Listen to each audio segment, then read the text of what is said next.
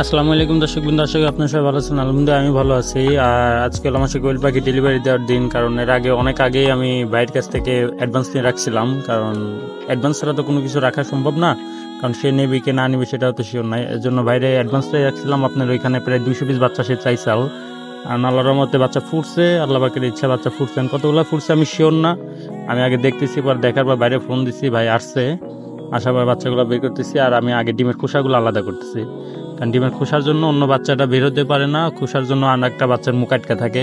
এবার যে আপনার বাচ্চা বের হওয়ার পর যে একটা আঠা জাতীয় একটা পদার্থ, সেটা অন্য ডিমে লাগলে পরে ওই ডিমটা পড়তে হয়তো সমস্যা হয়।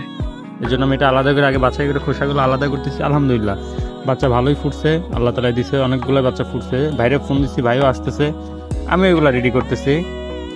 আর মূলত হচ্ছে যে ভাই, যাদের বাচ্চা লাগলে পর অবশ্যই আগে বুকিং দিয়ে রাখতে হয় ভাই, কারণ বুকিং ছাড়া তো বাচ্চা রাখা সম্ভব না। এটা আপনারা ভালো করে জানেন, সবাই জানে যে অনলাইন সিস্টেম যেটা, ওই হিসাবে আমাদের আগাতে হয়।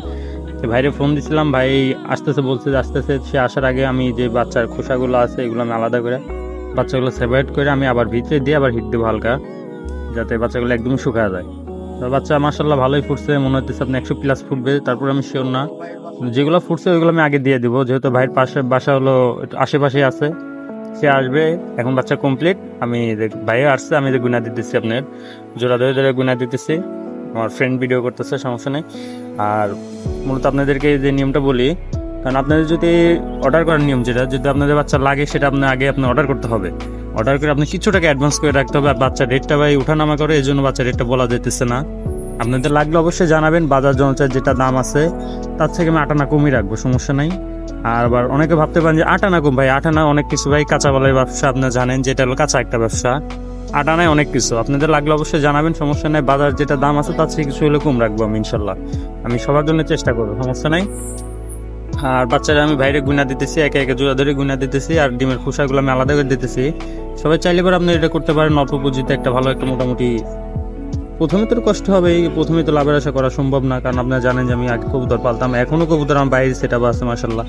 আপনাদের দোয়া আল্লাহর রহমতে অনেক কবুতরই হয়েছে, আল্লাহ দিচ্ছে, সমস্যা নাই। চোরে চুরি করে নেয়, আবার যে কোনো এক ছিল এক কবুতর মিল হয়, সমস্যা নাই। আর এখানে আমি একটা ভুল করছিলাম কি, নিচে কাপড়টা দেই নাই, যেহেতু নতুন সম্পর্কে একটা আইডিয়া কম ছিল, 2-1টা বাচ্চা রিজেক্ট হয়ে গেছে, আর সমস্যা নাই, সেগুলো দেই নাই।